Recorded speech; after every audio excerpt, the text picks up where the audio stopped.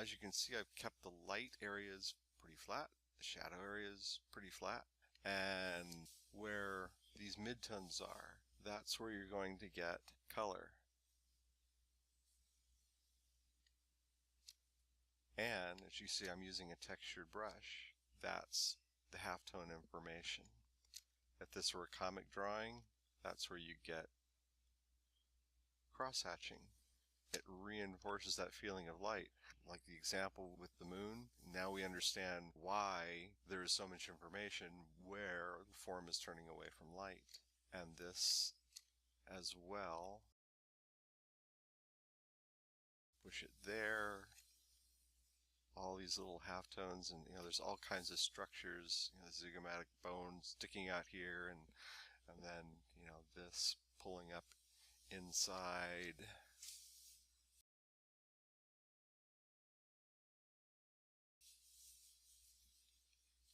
So I have not painted anything in the light, anything in the shadow, but where the two meet, that's where I'm being more detailed with the form. So that's going to start to look more realistic. I think a lot of people, they would immediately start modeling and putting all this contrast into the lights. I want to be a painter, so I want texture out there. I want texture everywhere.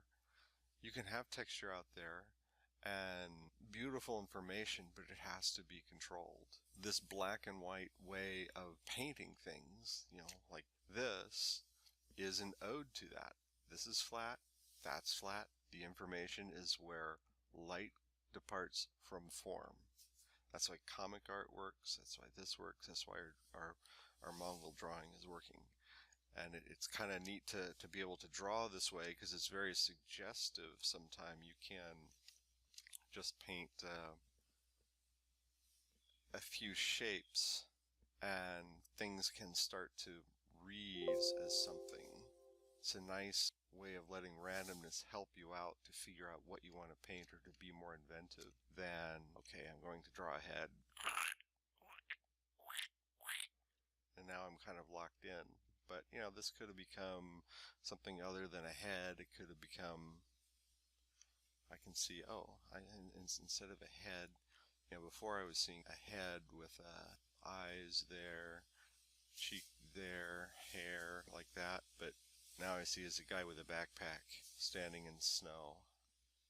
And of course he has the ubiquitous gun and a gigantic Ghostbusters backpack. So it's fun to work this way. It's somewhat suggestive, and you can invent things in different ways. But the neat thing is eventually you can start to put information in here, like we're going to do with the Mongol writer, of light and shadow, and start to color these areas. But the thing is the structure is done. It's not going to go anywhere. You can then start to play with these different areas and maybe put gradations in them, like we're going to do with the Mongol.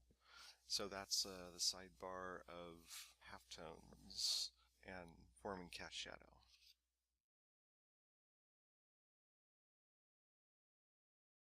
So in summary, this way of drawing, just drawing shadow shapes, there's many, many different ways of doing things.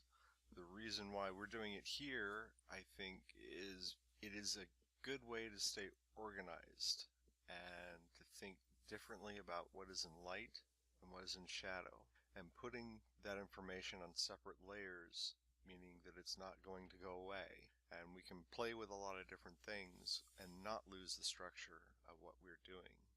So we can be very experimental and very free, very creative about what goes on in light and shadow, but the shapes of what is in light and shadow always stays. We talked a bit about how texture or contrast in light and shadow is good, but at a great cost. And what are the benefits and costs of that? Well, if you have a lit side and a shaded side that is flat, they can be closer in value, and that allows you to have a greater value range later on when you might actually need it. But it's flat. It's not nearly as interesting. So you have to experiment with that and see how much you can push painted contrast in light and shadow and still get the read that you want, or the clarity that you want. it is a matter of taste. It's what you want to do with this. Do you want this to be smoothly rendered without much texture, or do you want something that's very, very textural? I prefer to push the textures later, but we will be doing that with this painting. But at the beginning, I think it's really important to stay simple like this. Another thing that this way of starting allows is to make sure that the local values of, say, this rider versus the horse are intact. This is darker and cooler, this is lighter and warmer, and the background is now separated quite well. If we were to take a texture and put it over the whole thing and start rendering it, all these things might get lost. There might be too similar between light and dark and different objects, and so it would be difficult to have it read. So hopefully this will become one tool in your way of starting something. Maybe we can try, just as a matter of variety, going about this in a different way. Okay, have fun and see you next time.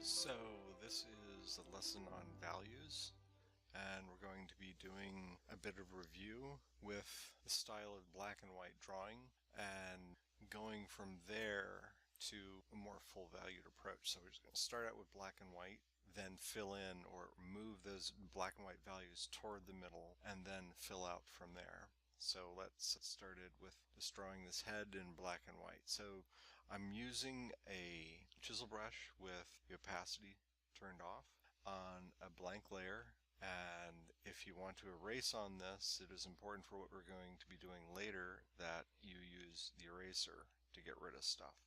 So don't use your paintbrush and grab the background and paint over it, because that will lead to problems. So just paint with solid black with the pressure turned off. Okay, so here I have, basic proportions, head and eye level, half for the nose and half again for roughly the bottom of the lip. So hairline there, straight down. Now it's important to notice that this head is not straight at us. If you look at it carefully, look at the distance from, or just the width of the side of the nose, this side versus this side, it's huge. Look at the distance from the middle of the nose to the edge of the face here, and then that distance here. You can really see that it is not a straight-on view, and how much more of the side of the head we see here than over here. But sometimes, because a person's head can be slightly turned, but they're staring at us, it gives a feeling that we're looking straight at it, but we're clearly not.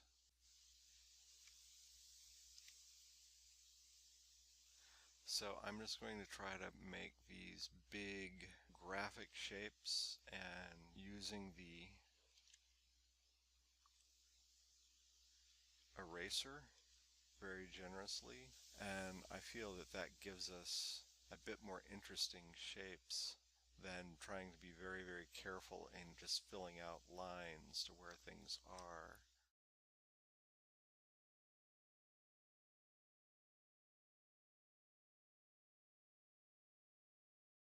Sometimes you can get right away where that pupil is and try to measure things from there.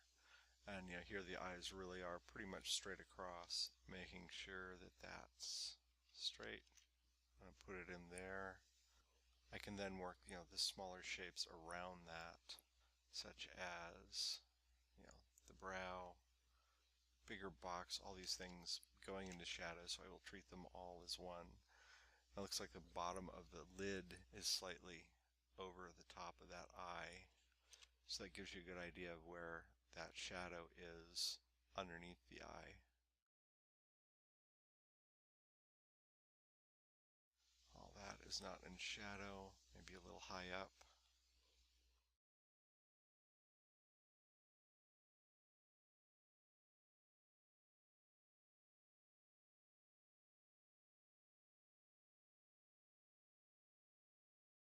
Get these darks in there.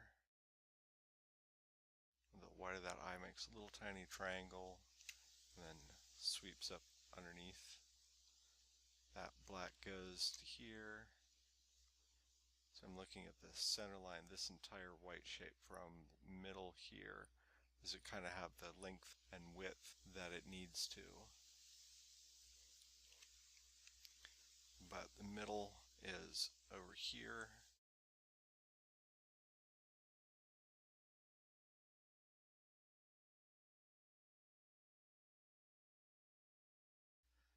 You know, I really like drawing this way. We will be going over a very different way to draw in a bit. But what I like about this is it forces you to make decisions about shapes and be very definite about them. In the old studio systems in the 19th century, they would have people paint with gouache. Why? Because you couldn't blend it and you made flat shapes with it. So it really required that you do things in a very positive way, because if they just started people with oil paint, they would immediately start blending. And I think the quotation was, in a sense, false structure is true. You know, seeing that as false structure is true. We could caricature this guy a little bit, but don't want to do too much. Let's look at the hair. So the hair is on a part there, has kind of a plane there, and then it's lighter up here, so I'm not gonna make that go darker, just make that lighter, and then the front plane underneath, coming down vertically, sweeps around, this curl comes right in and points at the chin.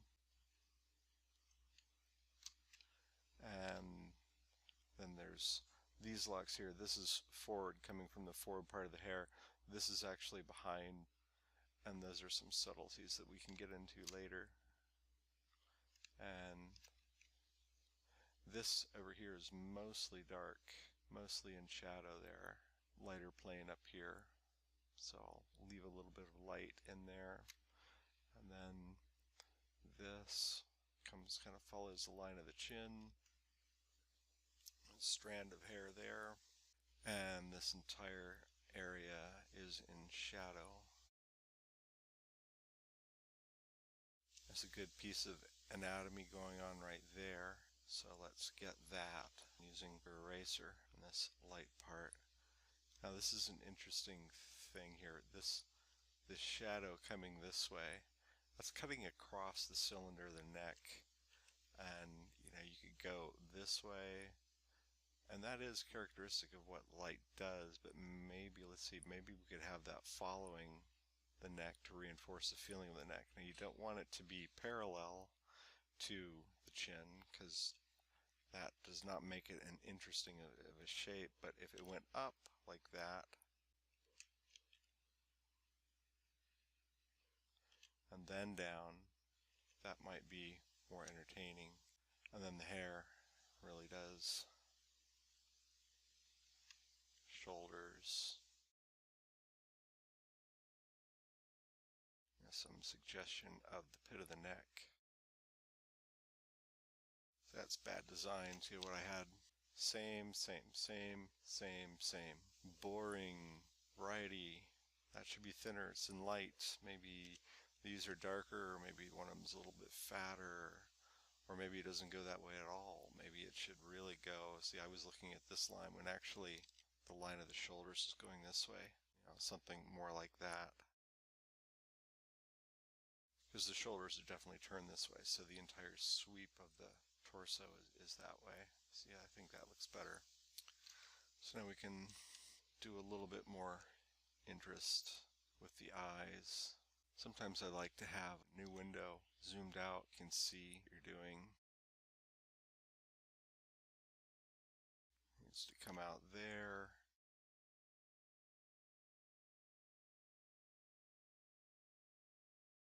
This needs to come in quite a bit.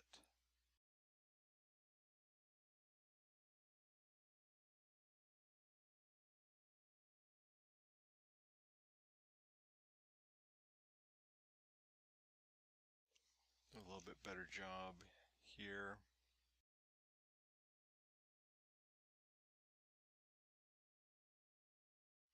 Reinforce the shadow under that nose.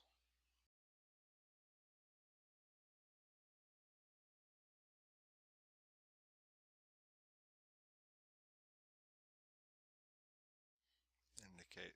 Since the light's basically coming in from this direction, some of the very subtle halftones, it's hard to tell what's in shadow and what isn't. So most of these darks that are questionable halftones should be kept over on this side. It's kind of a neat sliver over there. Okay, now we have the basic black and white. So we got that,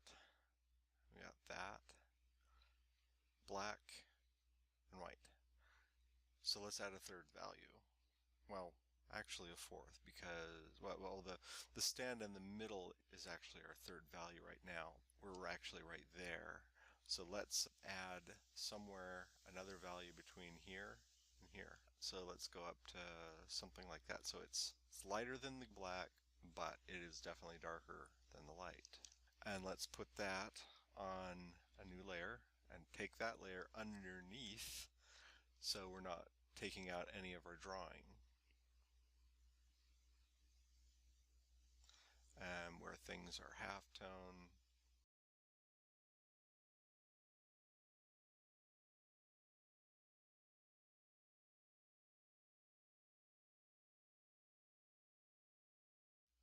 so you can be a little bit more aggressive moving these shapes into the light than that black,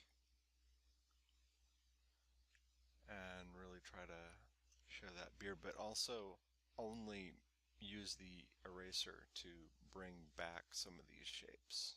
Don't be painting any, this lighter value over the top. You'll have problems later.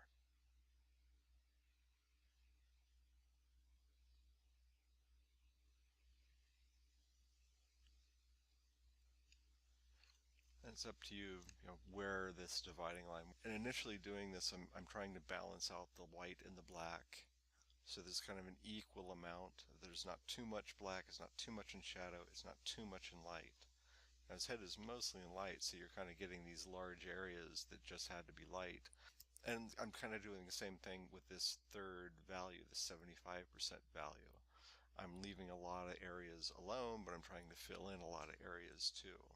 And you can try to paint things out, a bit more information in there. Definitely should be coming up and getting some information there and there. Trying to indicate front plane, and then see how this kicks out a bit here. This is more of a vertical plane and this is more horizontal. I'm trying not to be too precious about it because I do want some degree of abstraction and interest in the marks. So I'm really not trying to render this stuff.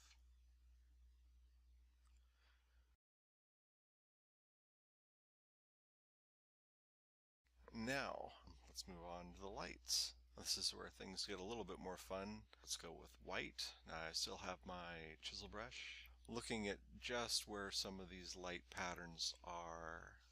So this is our drawing. These are our darks, background, and these are going to be lights. I'm kind of, roughly looking at where I see the tops of the forms, where things are getting specular.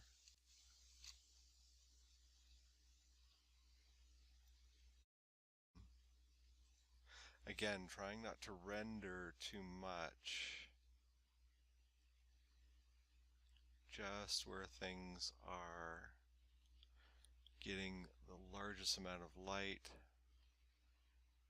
I say, like this plane, much brighter down to the edge of the nose, so let's definitely play that up.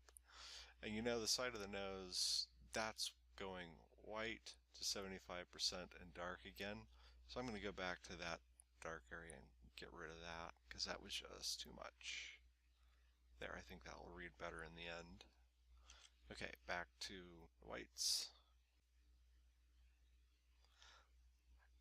Following the, these, look at how these forms are rotating around the eye, so you can kind of make them follow that. And to a certain extent, traditionally you'd say, okay, you only want these highlights far away from this, so there's an intervening value, kind of like what I was doing there. I kind of like to run them across sometime. It kind of indicates a shinier surface where the values are moving more quickly. Now the light's coming down from this side and it becomes a little problematic whether I should be getting any type of highlights here. maybe here and there. That's about all I really want to do there. And do I want to have any? So I've got pretty heavy lights here, and the forehead is, I think, needs to be brightened up a bit.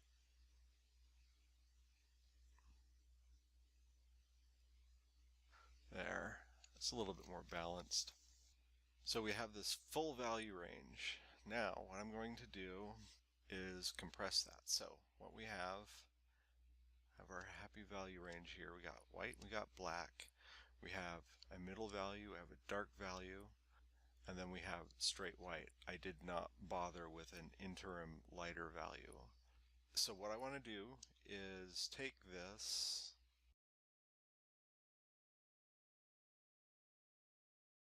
I'm going to compress it like this.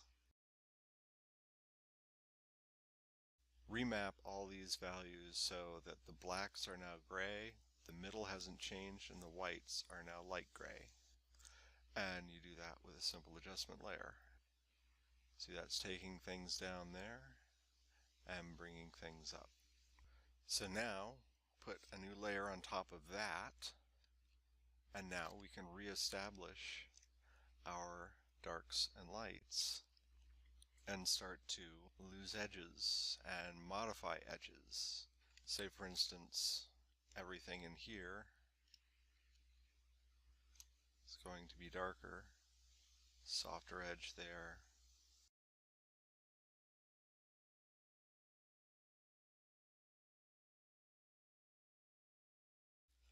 But now I have much more value range in order to paint some of this stuff. See, if I were to go straight black again, that's where my black is. But now I can repaint this stuff with a bit more care and knowing that everything is in the right place.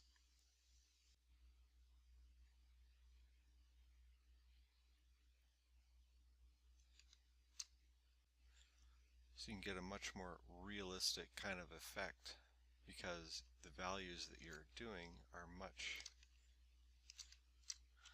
I'm using all the values basically now, whereas before I was not.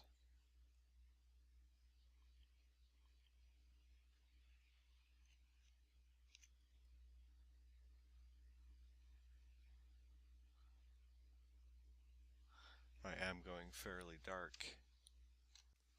And you can do the same thing, with the highlights as well. You see where the earlier steps get you is you have much nicer, stronger shapes to begin with.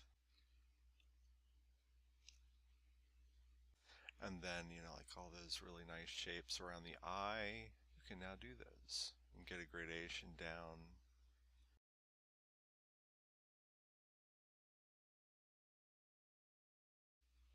Just generally being a little bit more careful with things.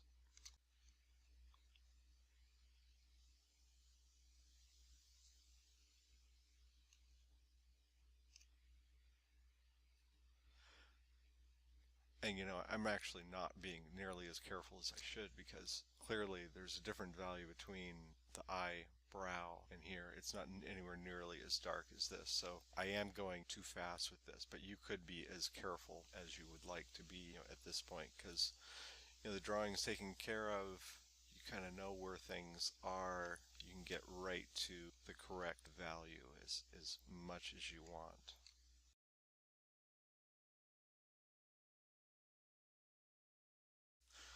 So you're on your way to a more realistic rendering. And like I say, you get rid of these overstated halftones as well. This is something that would have driven Sargent nuts, is overstating those halftones, making it shiny like that. But okay, so let's now do something even more fun than that.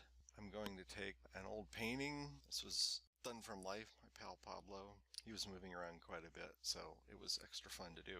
But I'm going to be using this painting and pasting it into the various layers that I have here, starting with the background. So let's go here, copy that, paste, going to turn this off, and I'm going to turn that off. So now I've got background.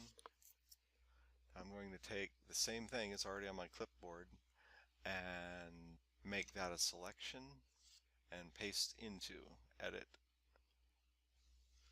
Okay, so for clarity I'll turn that off right now, and this is the one that I'm going to be darkening down a little bit. Since this is representing our darks, I'll just crush that a little bit and then move it around to try to find something that you might like. I kind of like that. Now we're going to paste into these midtones.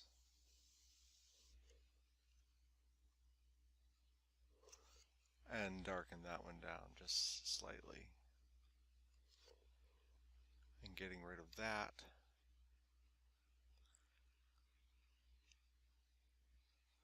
Yeah, we don't want too much dark in there.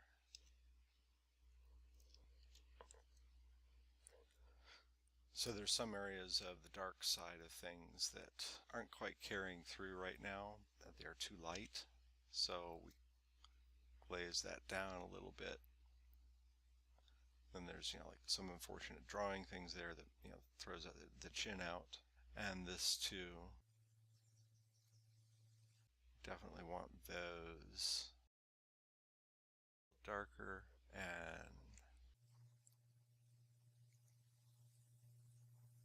we definitely need a bit more shoulder there.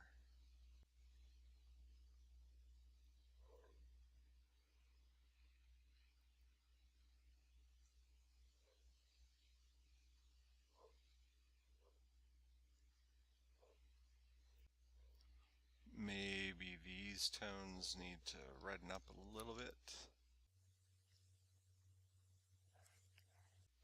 And then the highlights back on top. Maybe these could drop a little bit. This could back off a little bit. But here you have something you can continue to play with. So then on another layer, if you really want to make that softer, start to fix some of these halftone problems.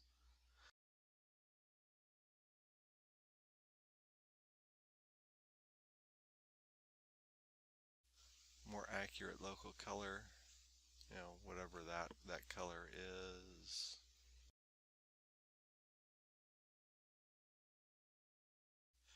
And this entire beard area has to be much cooler than it is, and probably we could isolate that through here. So we just paint on that layer and this, make that cooler.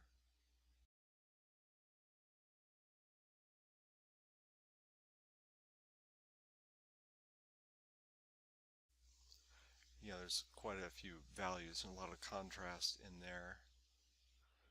But then it's a matter of painting this stuff, trying not to screw up whatever is positive in what you're looking at.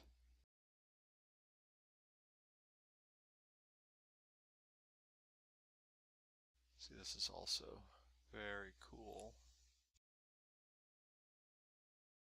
But this is too much there, this value to here and there. It gets a little bit out of control. Modify these so that it follows form a little bit better. And this much redder and then brighter. And underneath the eye again is a very cool, but I think I don't want to interfere with these blacks, so I will do that on the background itself. So now I'm cooling down those eyes, but I'm not affecting the drawing at all. But I think I need to darken that down a little bit.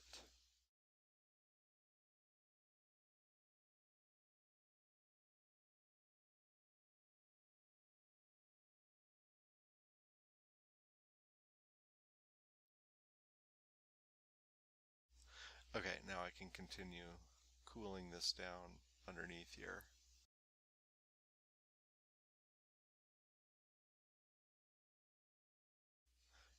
exaggerating these halftones as much as I have, it can really reinforce the feeling of specularity. Of course, you wouldn't want to paint a female this way at all, but for good, tough, greasy man, it's fine.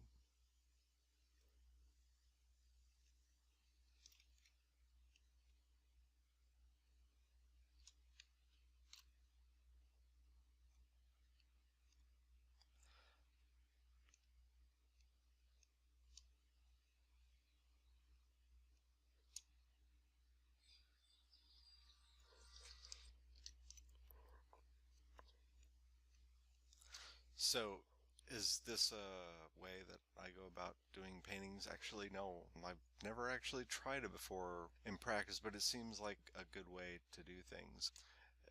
You can stop at any point. You might say, I really liked it better as just black and white. And, I added all these different color layers to it. Some things are completely out of control now.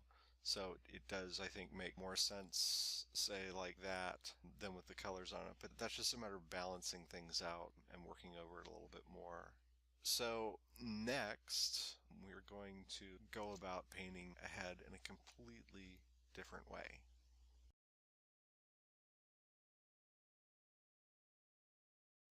The first half of this lesson, we went from the extremes of the value range, from white to black, and we moved inward.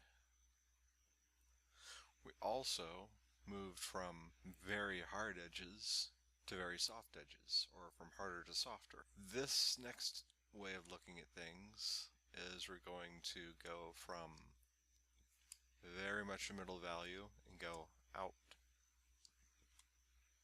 from there. So it's a bit different, and there's no reason why you have to use one over the other. I find that using this technique is probably better because if you need to do something faster, making definite decisions about the shapes, there's all kinds of little errors going on in size and proportion, but because the shapes are put down with a certain degree of confidence and you just let them be, they kind of work out just fine. Both these techniques could be taken to finish, but the technique I'm going to show you now is probably a bit more suited to more finely controlled value and color. So let's get started. Now I'm going to make a custom prepared ground. I have a brush here that just comes up a shape like that, and I've modified the dynamics of it with shape. I turned on angle jitter so that it rotates, and a little bit of scattering. And then the color dynamics, which is kind of important, is I have turned up the hue and saturation jitter, but I've left the brightness jitter alone because I want this to be pretty much in a middle value, but I want some variations in hue and saturation. And we're going to be talking a lot about that and these three aspects of color and how they need to be separated in your mind. So look at what happens when I paint with this type of brush. Okay, now we have the same color we have in the background. The brightness is pretty much the same, but the color and saturation are randomized. And that almost creates like what you might see with some Canson paper. I'm going to modify this a little bit. I'm going to go a little bit darker down here. Maybe not quite that much. And then here a little bit brighter. And also you've got a hue shift as well. A little yellower, a little redder, a little cooler. And I'm kind of looking at the lighting that is in our subject here, and the lighting is from the top biased in from the left. This might be a little bit much in terms of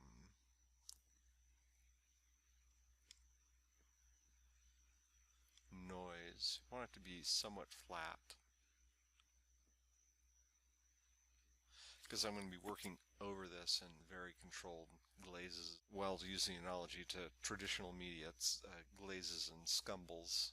Mostly I'll be using a hard edge round brush, but the one thing to really keep an eye on is what I do with the opacity. I'll turn it down to about 30% at the beginning and just start glazing over this in very light ways. So I have the drawing in case I need to refer to it, but I probably won't. I suppose if you were a little insecure with it, you could map out the top and bottom of the head, just like we did in the beginning. Nose, then there, lips there. So we have a basic idea. But you see how this ground, it's flat enough that I can paint very softly, but still see the shapes. But there still is some variation. So, like a color, that's too much, probably. That'll be okay. But now I am painting over this with probably, well, let's see, I'll try to bring up the Wacom control panel so you can see exactly how much pressure I'm using. Okay, now you can see the Wacom pad and you can see how much pressure I'm using, but that's based on a full scale of 33%. So the actual values here are quite low. So you see like 20% of 33%. And I kind of want to just start to suggest some of these things. Low opacity, some of the shapes that I see. Too much. See, in the beginning when the background is quite flat, I'll probably be using more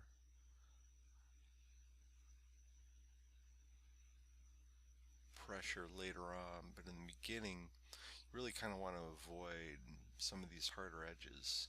You do kind of want this to emerge out of the fog, and when you start glazing over this over and over and over, you get some very interesting color mixing, and that is desirable.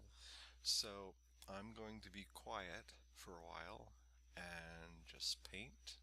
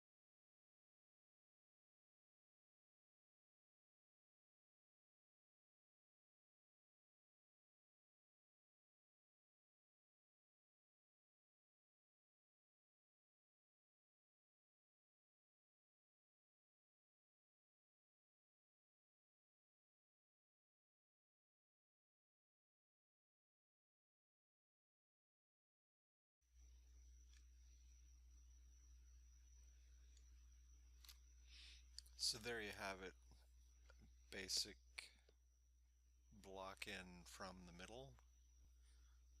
So it has a different utility than working this way, but it's probably better for setting up a more finished piece. Although if you're not careful, the drawing can go a little bit awry. As you can see, I kind of messed up on some of these proportions, but should probably pay more attention to that in the earlier stages than trying to move things around now, even though that's perfectly fine. And in fact, you should get used to painting things over and over again. Instead of chasing these things around, I might try to repaint the entire head. It took about 45 minutes, I guess, unsped up. So that concludes this demonstration.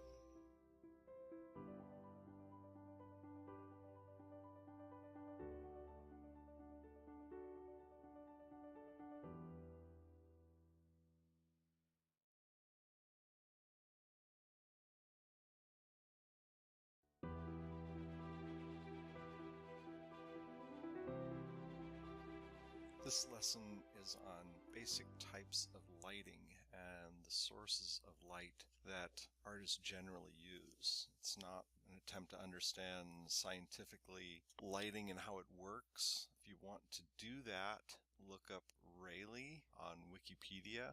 That is spelled Rayleigh,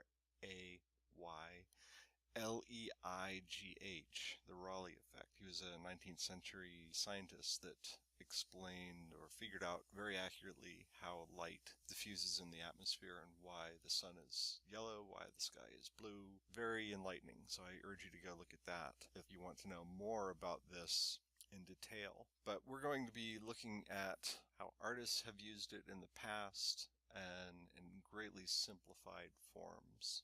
So there are three basic sources of light that artists have used. The primary, the sun, or an artificial light, and it's usually, more often than not, a point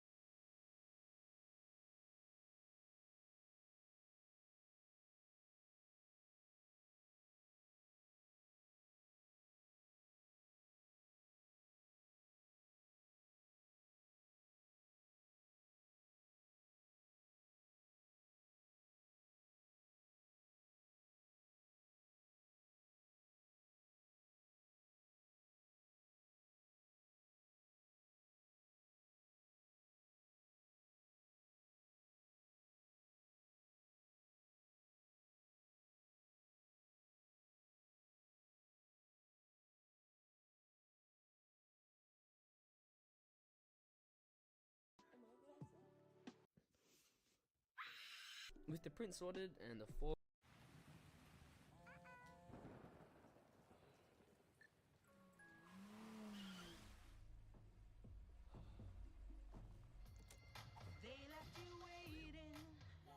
process looking good to go, it's time to start shooting some promotional and marketing stuff to get ready for launch.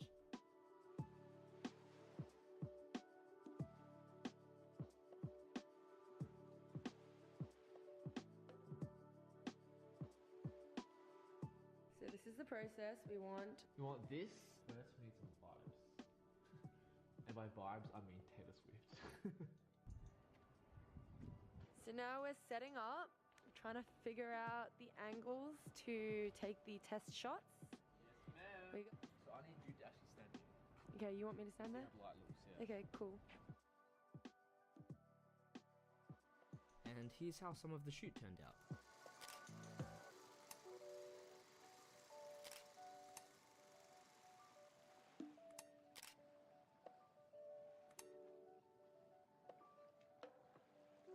For anyone curious about the prints, they'll be releasing on my store on November 24th at 12 PM Pacific time. That brings us to the end of today's video. I hope you guys learned something or found it maybe somewhat interesting. It's quite a long process and a lot happens behind the scenes that no one really gets to see, so I thought it would be interesting just to share. Anyway, as always, I hope you guys are having an awesome day. Don't forget to make more art, and I'll see you guys soon.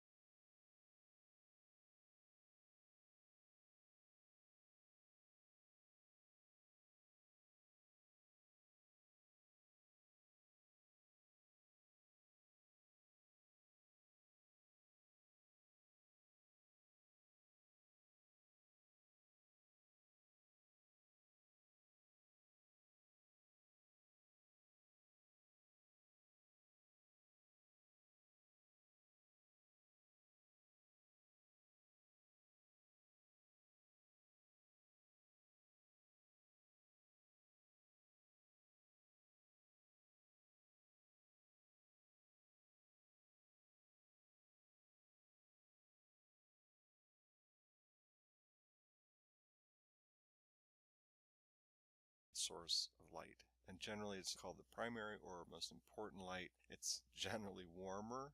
It's also emanating from a fixed point, usually almost impossibly small, but what this tends to produce is hard cast shadows. As that light source gets larger to the disk of the sun, or even something coming through a window and diffusing through a window, the primary source can get a little bit more diffused, but generally it is a point source, and that contrasts well with the two other sources of light, which is bounce light and diffuse light. These two are diffuse, this one is a point source. They operate very differently. Get into that in a bit. So the bounce source is really just the primary source bouncing off the environment and back into your subject. And that can either be ignored or played up. It's entirely up to you. And we'll be looking at these different types of light, and they are defined as how they use these different types of light. The diffuse source is cool or neutral, generally cool, but if it's cloudy then it's more neutral. Diffuse source from the hemisphere of the sky. So the earliest type of realistic lighting is, for lack of a better term, I call it classical lighting, what you'd see in Renaissance times. A good example is Rembrandt. So here's an example of the master himself. You can see that it is lit very well in the light side, but the shaded side is fairly dark and very little detail going on. And as we go on these other types of lighting, you'll see how that is very characteristic of that time, and the main difference between these types of lighting is the treatment of shadow and bounce light and diffuse light. as things become more naturalistic. And that's not to say they become better, and that's kind of ridiculous to think of it that way. I prefer to look at it like as time has gone on and people understand more about lighting, the artist has more choices. And there are people working today that still work as Rembrandt did. And they, for whatever reason, prefer a very strong value contrast in their work. And something that has very little value contrast, it just doesn't work for them. So that's fine. As a matter of illustrating this, in the beginning there was dark, and we have Rembrandt lighting. Very flat, very dark, but the lit side is very well illuminated. Also, this may be familiar to you because it's a variation of the way we started in the last lesson. We have black, we have white, and instead of lines, they're areas of light. So did I draw the blacks first and leave the white, or did I draw the white first? It doesn't really matter. So as we move forward in time, let's look at this again. 19th century lighting. Again, there's actually no such thing, but I'm just using it as a generalization of how people painted in that time period. It's not quite as extreme in contrast as the Renaissance lighting, but it still is very dark. And if you see paintings in a museum, you just see how incredibly dark a lot of them are, even the 19th century. So the academic tradition really did move things somewhat forward. So let's say about that much. So now we have some light hitting the object, hitting the environment, and bouncing back in. But what I didn't do is the background. So where is all this light coming from? Which is why it looks so strange. So let's put something back there that will make a certain amount of sense. Now I'm going to make it a little bit lighter, because we're assuming that this light is coming through a hole in the ceiling, hitting here, and this is a white object, and bouncing off this surface and then back into this surface. So the light that we're seeing here is already bounced off a surface once. You saw how strange it looked when this was entirely black. This starts to look self-illuminating. So what your brain is saying is, where's that light coming from? So you got to kind of put some light back there. Now that looks much more naturalistic. Maybe in the 19th century they would not, of course, made this blown out white. It would probably be something more like that. And then modulate the darks and put in darks where it needs to be. But there is not huge areas of black, unless they're quite academic, which some were. So moving forward in time, Impressionist lighting. The Impressionists are a little bit of a special case. Technically and correctly, they used color and somewhat ignored value. They're using shape. I mean, yes, people like Monet were into very precisely observing the color that they saw, but oftentimes Impressionists would use color at whatever value that color was its most intense. And value wasn't really that important. The drawing and rendering wasn't very important to them as well. So this, you might get a little bit more light. You might get some temperature variations.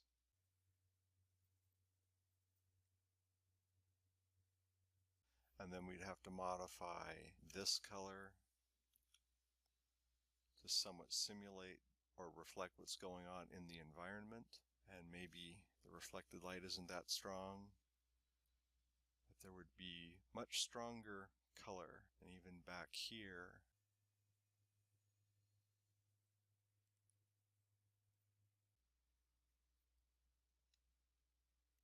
so there you're getting a good amount of color bounce. You're getting local color, local value. It's not quite as dread dark as either the classical lighting or the 19th century lighting. Now there are a lot of hybrids in the 19th century between people who experimented with Impressionism but were not strict Impressionists. Say, for instance, this painting. This is an interesting case because is this person in shadow or are they in light? Well, they're fully in shadow. This is all in light back here, but this is still fully exposed. This is blown out. So you can paint in a way where you can bias your exposure one way or the other. Or you could, there's no reason why this could not be fully rendered by just using a few more values. but I think graphically they wanted the feeling of overexposure here. But this is a good example of a hybrid between an academic 19th century painter and Impressionism, where they're starting to look at the way things really appear, being less influenced by classical lighting, by Renaissance lighting, and getting outdoors. They're not only being influenced by Impressionists, but by the way things really look.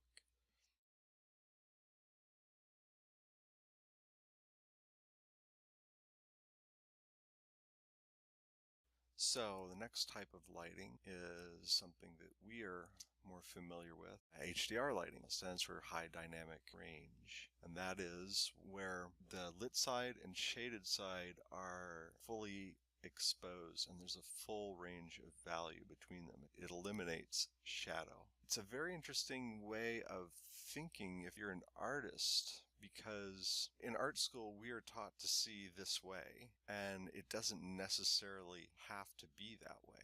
Teachers saying, well, you've got to have a lit side, you've got to have a shaded side, this should be a number 3 value, this should be a number 7 value. That's all well and good, but there's a lot of different ways that you could be doing this, and having that type of rule floating around inside your head is, I think, not a good idea. So let's look at what would happen if this were an HDR. So I'd probably leave this alone, although I could make it a little bit lighter. So I have a little bit more room in the shadowed side, but this would become quite a bit brighter. The reflected light would still work that way. Probably even still have some color there. And the background would be fully exposed as well.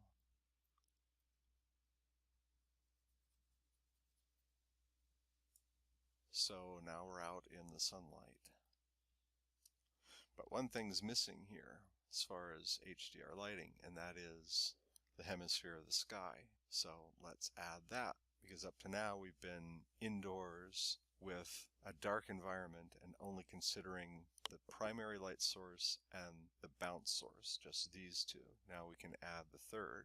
So let's put a gradation to stand for the sky.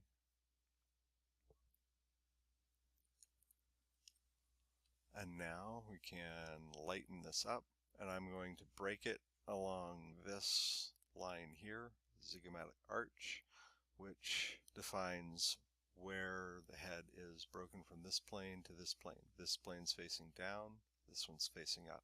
So that's too bright.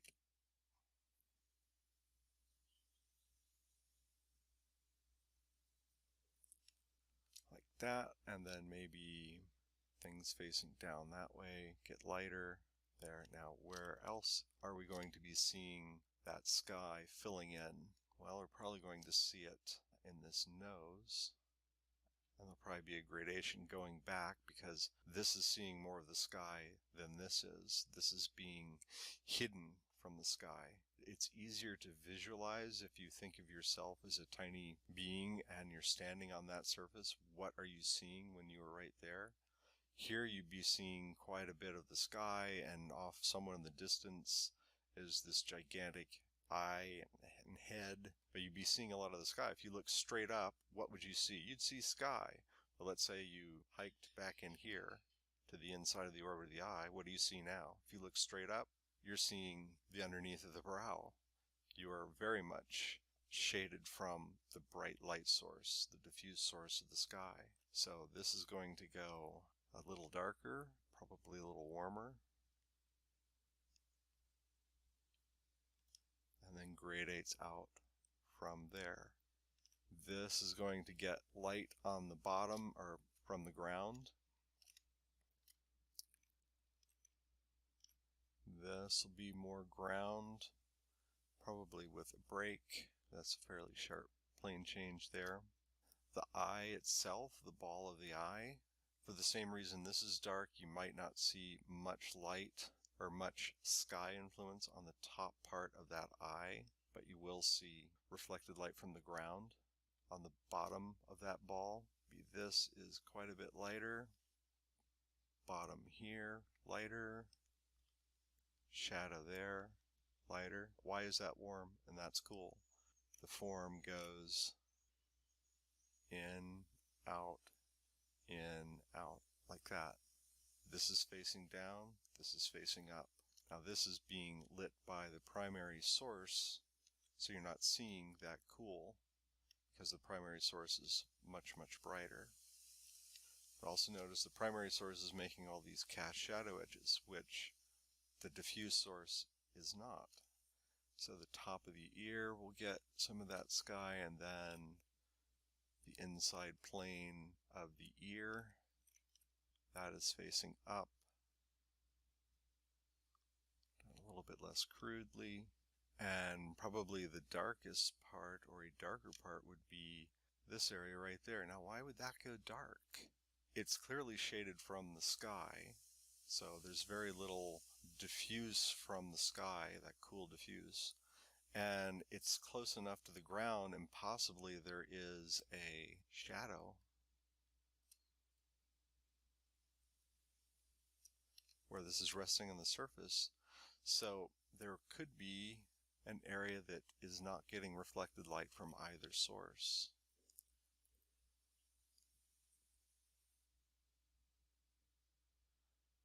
And that dark reinforces the cylinder of the neck.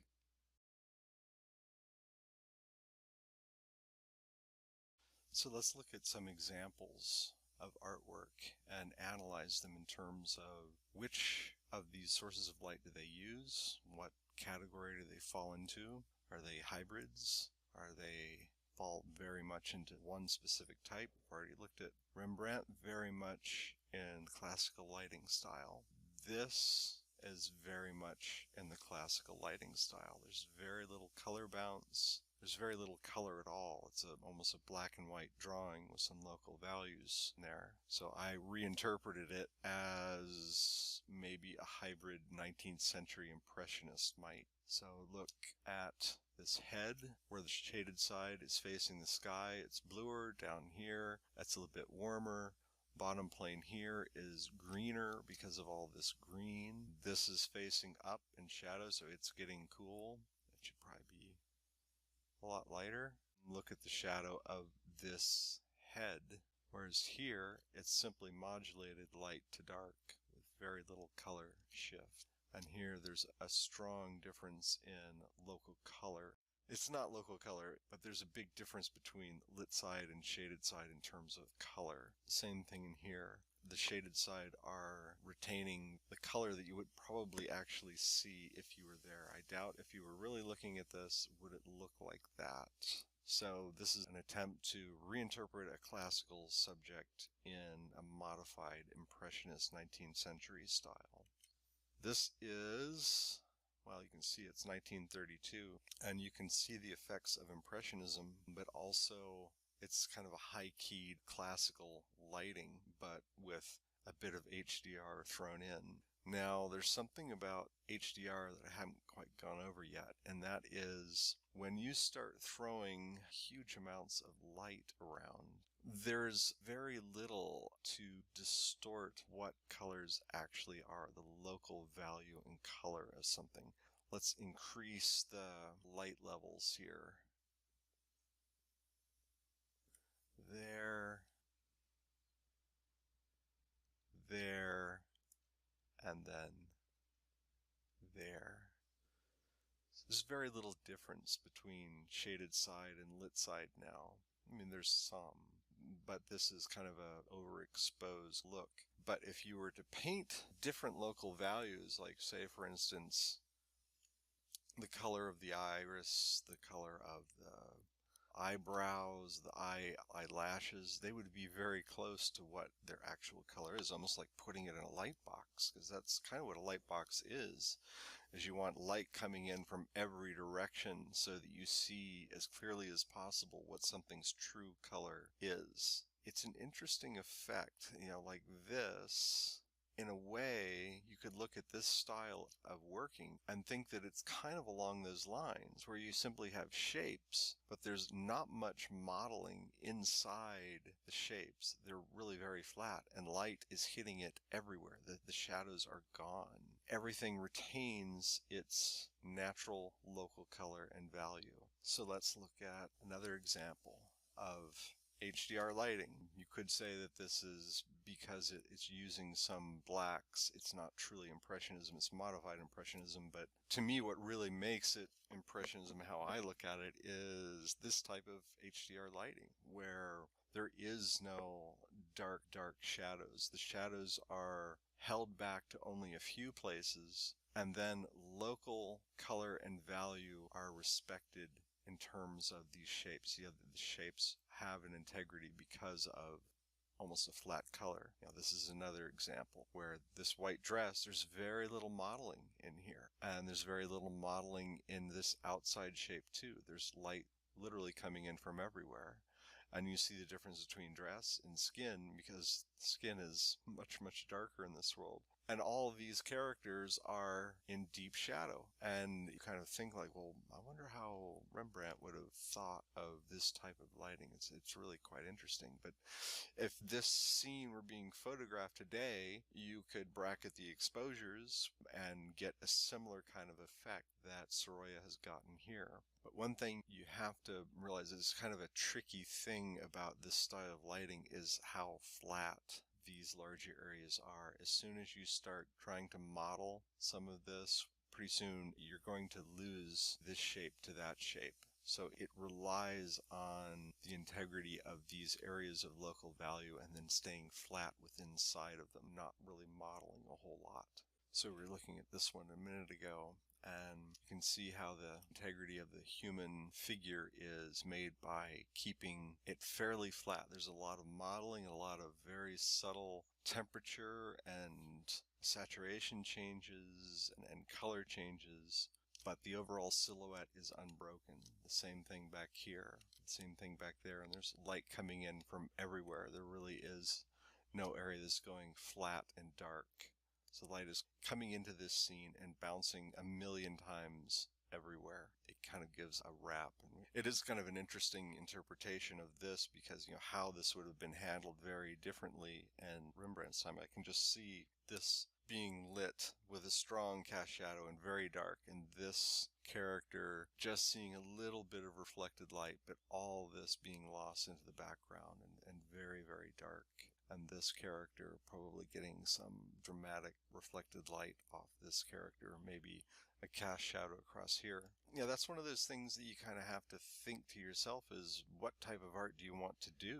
This could be made very dramatic given the Rembrandt treatment, the classical lighting treatment, but also look at how beautiful the detail and the color and the volumes that are achieved by careful rendering of local value and using the ideas of HDR lighting and Impressionist lighting to bring out the color of all this. Some people would say, well, this flattens things out. You really do need to put that contrast in to get a really strong, well, forgive me, but this would be across there, and then this would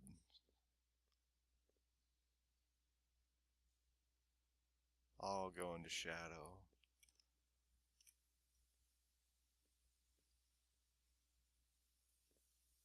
Something like that. And then this back here would just be gone. And same thing there. So you get this really strong graphic feeling to it. It's already looking a bit more Rembrandt-y. So if you were to look at this from across the room, would you be more attracted to it? Is it aesthetically what you're after? To me, that's the whole point of this lesson, is I want you to make conscious choices about the type of lighting that you use and the range of contrasts, and not rely on, okay, how bright should my shadows be? How bright should the lit side be? And write that down in a notebook, and that's the way it is. You can see from all these different examples, like from this to this to this, how they all modulate what's in shadow and redefine what is in shadow and how you handle shadows for very interesting effects. Let's look at another couple images that are really very surprising. So You might look at this and say, is that HDR lighting? Well, I suppose it kind of is, because there is no light and shadow here. It's all shape, and it's all local color and all value.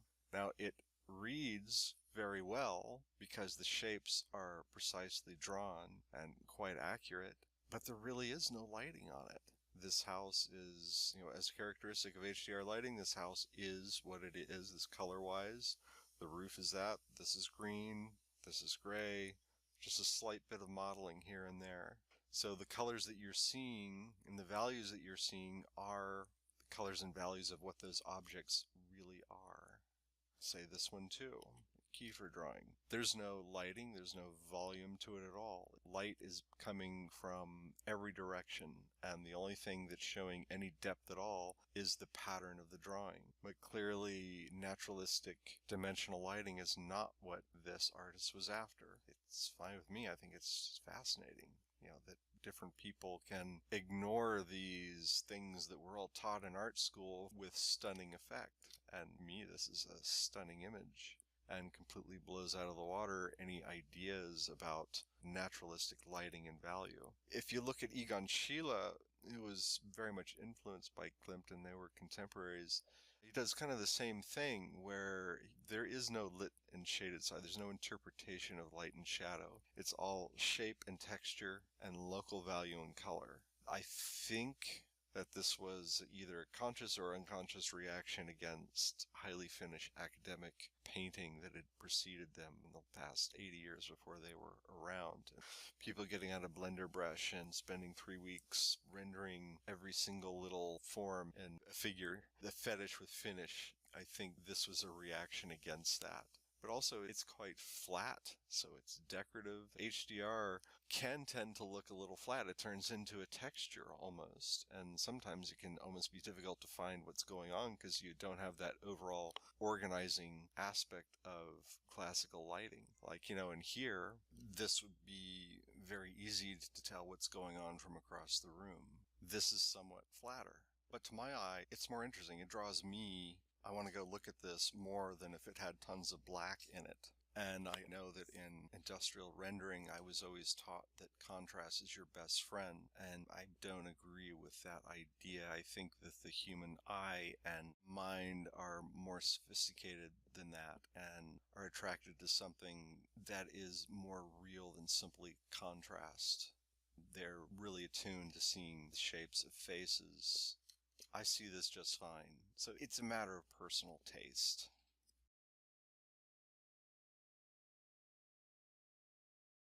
So now let's talk about the effects of atmosphere. So like with this image, there's very little atmospheric perspective. As things go back in space, you are looking through more atmosphere, which has particles of dust in it, and that has very specific effects. It moves colors toward gray, it moves values toward the middle, it reduces contrast. And most people think, when you say atmospheric perspective, they're thinking, oh, well, landscape, cityscape, buildings in the background that are little gray squares. But atmospheric perspective happens even in the scale of rooms. It can happen in dusty, dirty garages filled with a ray of light coming through it. There's a lot of atmosphere that is everywhere and can be exploited to great effect. Think of the air. It's always a good way to think of it. You're always painting air. We are looking at all these objects through air. This is not a vacuum. And what's in that air? If there is a lot of particles, dust, water, pollen, dirt, whatever, floating around inside this air, light is hitting on all those particles. It has weight. It's aerosolized, but it's a real object that light hits and light reflects off of and can obscure what you're looking at. So this has very little atmospheric perspective. Let's say something like, here's 2 examples. This has very little atmospheric perspective. Here, the room, the fans are on, there's nothing in there. Here, a bug bomb went off, and now there's fog in the air. Now, look how it distorts color. It brings the darks up in value. It takes the lights down in value. it should probably also, to be correct, it should soften edges. So a lot of these edges that I have painted should probably be softer. Like that edge is too hard, this all gets softer.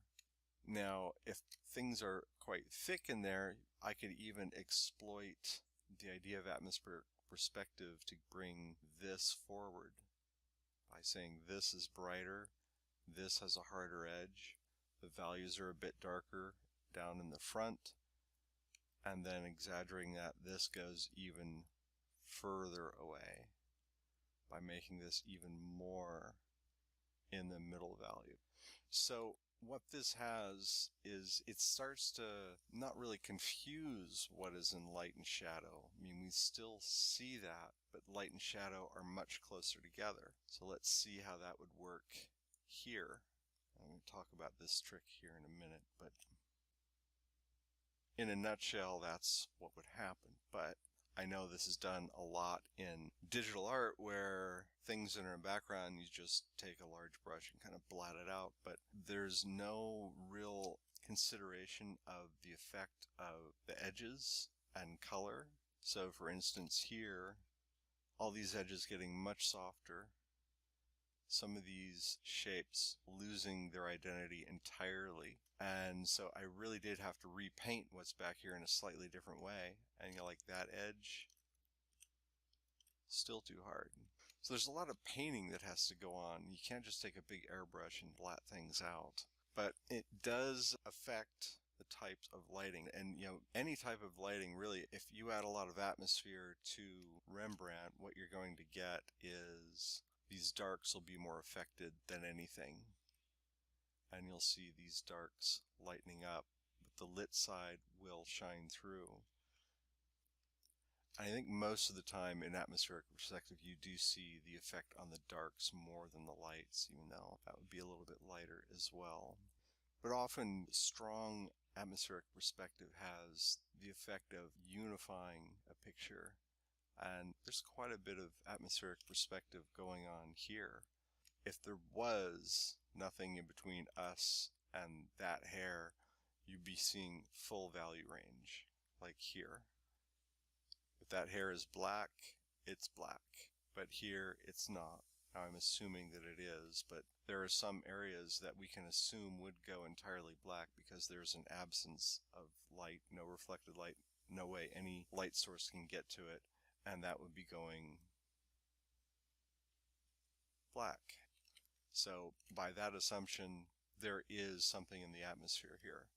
Another thing that tells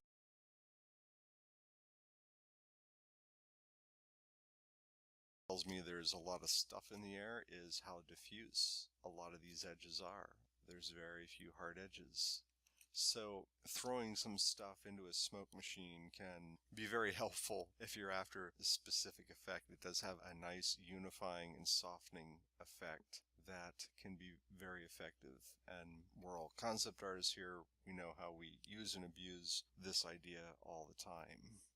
So atmospheric perspective is not just an optical or naturalistic thing that you can exploit in painting buildings that are a long way away. Atmospheric perspective is something you can exploit in drawings. And look at how much contrast there is in this foot to this foot. Now this is an artificial exaggeration of the principles of atmospheric perspective to gain depth. Now how is it this foot is rendered with the same line weights and contrast as this hand, and yet this is darker? Well, it's in shadow, yes, but it's a matter of manipulating things to get the viewer to look at what you want them to look at. See how this line is entirely broken, there's nothing there. A clod like me was going to draw this, you know, I would have just said, well, the arm is there, just connect it. There's no fog back there, there's not a fog bank. A better drawing like this, which is done by Harry Carmine, wonderful art center artist. He was teaching when I was a student there, but I never had his class, and I've always regretted that, even though he's so advanced and I'm such a noob that probably to this day I still wouldn't understand what he was trying to teach, but I can at least look at his drawings and see what's going on.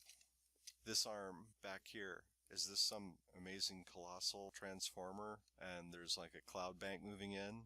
No, this is all just atmospheric perspective but applied to drawing.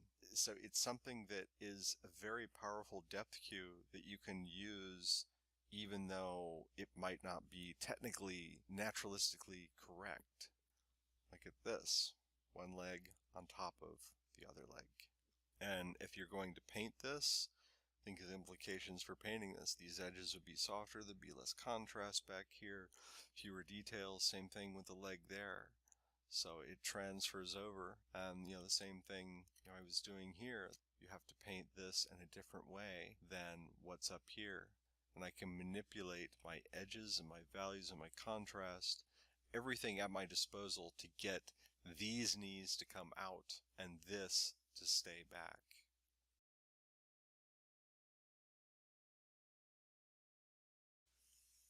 So let's look at some other examples of this.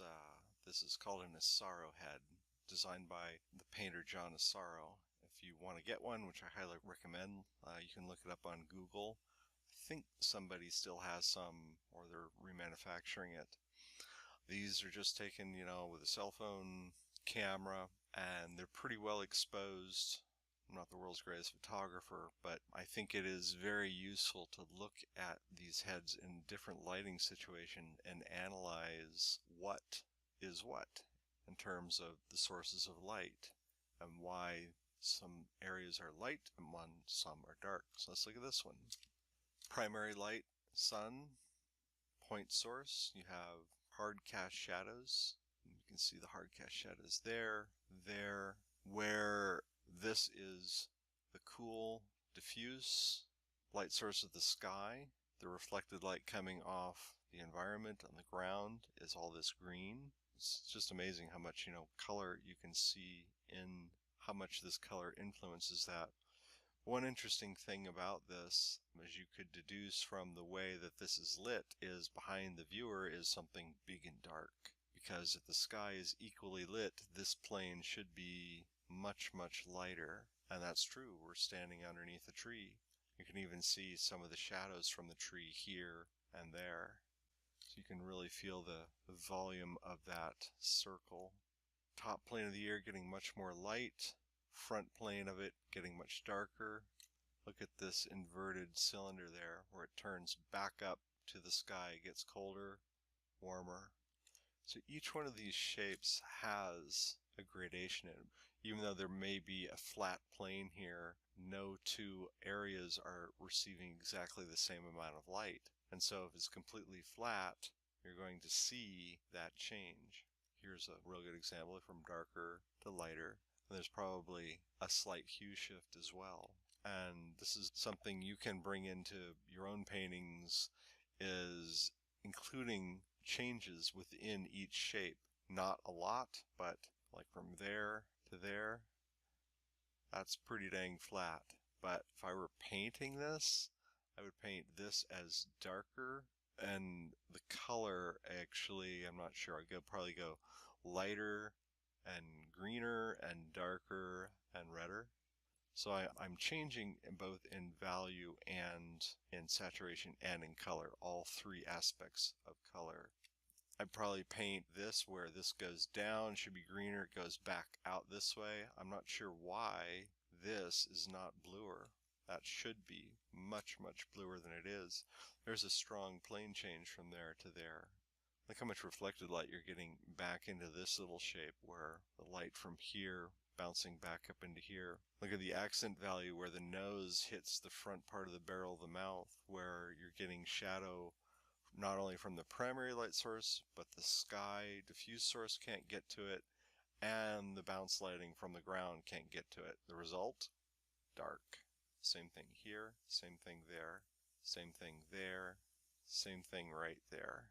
So these accent values, always be looking out for them because they're really quite important. You can render the entire head just by painting those little darks in the right place. Quite amazing. You can paint an entire head, basically make a gradation, get the silhouette right, and put in those little darks, and it'll say head. So let's look at another one. Let's look at one with direct lighting as well. You know, kind of how this is distributed is a little bit like our example of 19th century lighting, but how would this look with Rembrandt lighting? Well, all this would be black, very dark, with lost edges. And it works just fine that way. But now with light coming back into these areas, you know, this, instead of being green, this is more warmer. There's a lot of, you know, warm dead leaves on the ground, so you're getting this warmer. And usually the reflected light is warmer just because the sky fill is so cool, it looks warmer by contrast, like by simultaneous contrast actually. So where is the darks? Where are the darks running on this head? I see it as, you know, here, here, there, inside there, and there. Actually, it's kind of similar to the other one. But now why are these super dark? Because they are areas that none of the three types of light can get to. Reflected light from the ground can get there, but if you go up, like here, this is more accurate. The sky can't get to it, the ground light can't get to it, the primary light source is shadowed. So that's why that goes darker. You can see areas in here where things are going much, much darker because of the absence of light. People talk about these core shadows where light rolls away from the form as being darker, and that's true. Why is that darker? Because you really see dark core shadows in kind of Rembrandt style lighting. And the type of lighting we're looking at here, this isn't going to go really dark because it's being filled by ambient cool. But it's the absence of reflected light, it's the absence of a primary light. That's why it goes darker. You don't have to, you know, look up there to see this. This is a perfect example of where there is no reflected light. So let's look at another one. Now this one is kind of interesting because this is the first one where the primary light source is not a point source. You can see because where's the cast shadows? Where's my hard cast shadow lines? No, it's very soft. There's an opening back over here off the right of screen, so there's a huge amount of light but coming from a diffuse source coming in here and making these soft shadows. So here we have the primary light, which is slightly warmer, and not a lot of cool fill. We're deep under the trees, so we're being shadowed from the diffuse sky, like this one. Here we're fully seeing the sky and no primary light because we're in shadow. Here we're in shadow, but there's primary light working in here in a diffuse way. You can see, you know, the difference. So these two lighting situations are really pretty similar. And where this one goes very, very dark is here. And what's back over here? Dense, dark jungle. Nothing. No light at all. So no light there. Any plane that faces over there goes dark. Look at how dark that is. This is getting a little bit of the primary light wrapping around the nose, and then how dark that is. Now there is some light coming in from above, or else you wouldn't see that. If this is really darkest jungle, you could make your top planes dark as well.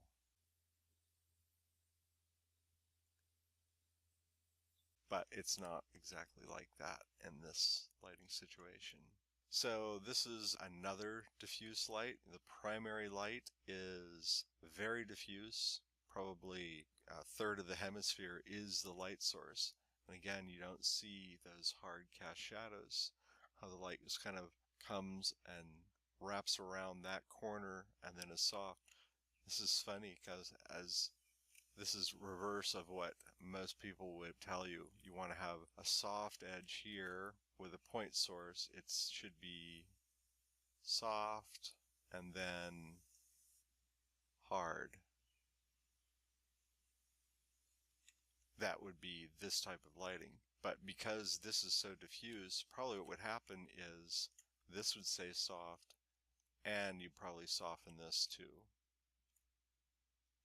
If you were painting a real head, it would look like that. That sharp edge is just because of the planes of these ceramic heads.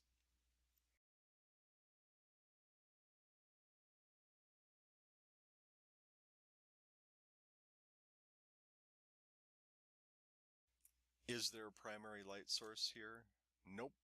it's all in shadow. So the diffuse light source of the sky is promoted to primary light source, and some of the reflected light, that's the secondary. So you can see nice warm coming in from over here where the light is hitting. I'm surprised there isn't more green from all this green.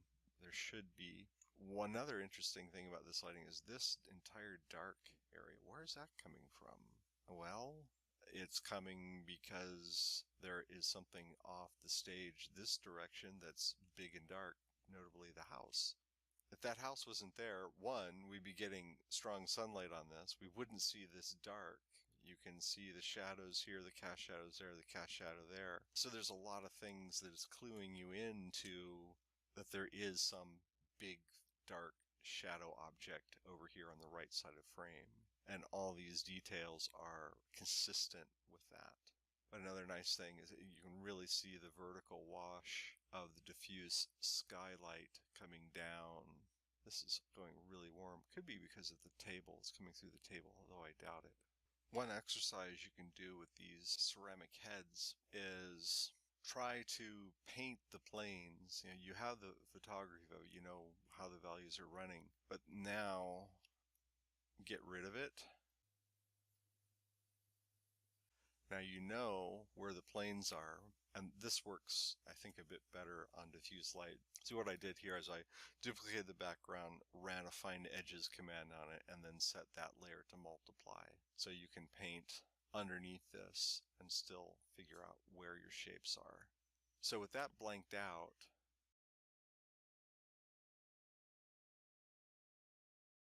try to figure out what these values would be. So we know the light's coming from the top, so let's isolate everything that is facing upward on a new layer. We know that's facing upward. We know the top of the ear, probably the break there. There's probably a break. We know that this to that.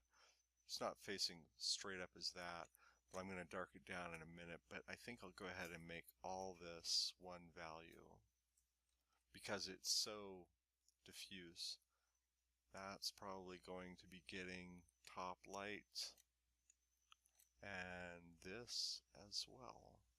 So now I'm going to turn on self-masking. That's the / key, and go up in value from that. So I don't want to go so dark here as to start to confuse it with this. And that's about as close as I want. I like this transition from there to there. That turns that corner well. So I'm going to go brighter up there and then try to get this plane to that plane. So I'm going to darken this down. So now we have a break there. And this is fairly diffuse, so I'm going to soften that. And okay, so that we know, and there's probably a little cool there. Now what is facing the bottom? Well, this. Now remember that there's that house back there, so there's this